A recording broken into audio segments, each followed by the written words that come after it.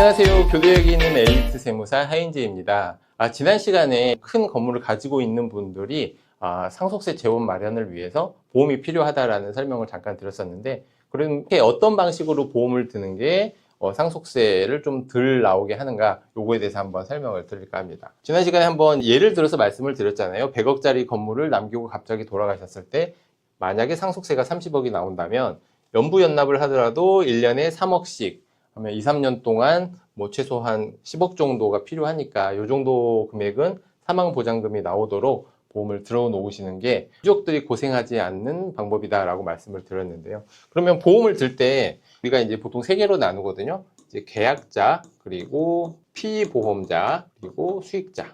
어떤 의미냐면 계약자는 말 그대로 이 보험을 계약하는 사람, 피보험자는 이 보험에 해당이 되는 사람, 수익자는 보험 상품에 대해 사건이 발생했을 때 그 돈을 받는 사람, 이런 뜻인데, 보통 보험을 가입하시는 분들이 예를 들어서 이 건물주가 계약자를 본인으로 하고 피보험자도 본인으로 하고 수익자도 본인으로 하는 경우가 있어요. 그러니까 내 건물 대해서 상속세 재원을 마련해야 되니까 이렇게 하시는 분들이 있는데, 자, 이렇게 되면 내가 보험금을 다 내서 내가 사망을 하면 이 보험금이 내 앞으로 나옵니다. 그럼 어떤 문제가 있냐면, 이 보험 금액이 예를 들어서 아까 10억이 나오게 한다고 그랬잖아요. 이 10억이라는 보험 금액이 내 상속 재산에 합산이 돼요.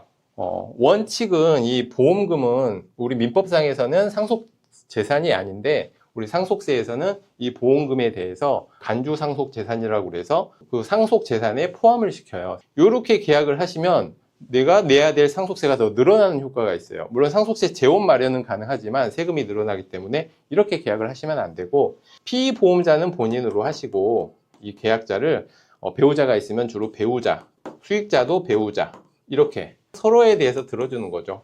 그러니까 어떤 의미냐면 내가 죽으면 나의 아내가 돈을 받는 방식으로 보험을 들어 놓으면 내가 죽었을 때 보험금이 나오는 게 내 재산에 합산되는 게 아니고 아내한테 가는 거기 때문에 상속세는 늘어나지 않고 보험금만 그대로 아내가 가지고 그걸로 상속세를 낼 수가 있는 거죠.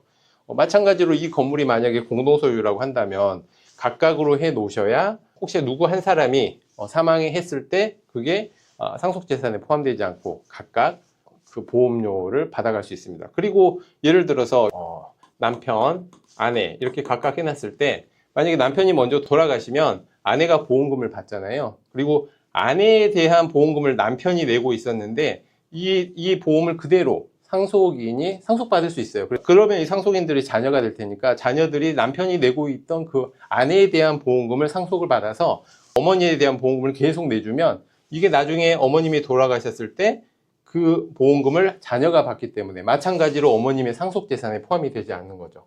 이렇게 교차로, 아니면 아내나 배우자가 없다면 자녀분들이 계약자이면서 수익자로 이렇게 보험 납부를 하셔야 나중에 상속재산에 포함되지 않고 상속세 재원을 마련할 수 있습니다. 오늘은 보험을 만약에 든다면 어떤 방식으로 들어야 상속세를 더 내는 그런 일이 없이 이 재원 마련을 할 수 있는지 한번 설명을 드렸습니다. 다음에 또 좋은 내용을 찾아뵙겠습니다. 감사합니다.